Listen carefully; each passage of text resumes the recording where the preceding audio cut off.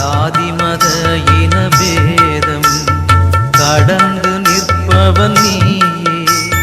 நம்பிக்கை ஒன்றே வேதம் என வந்தோரை அரவணைத்தாயே.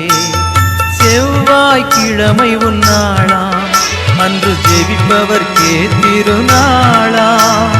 நவநாள் 9 வாரம் கடைபிடித்தால் நீங்குமே வாரம்.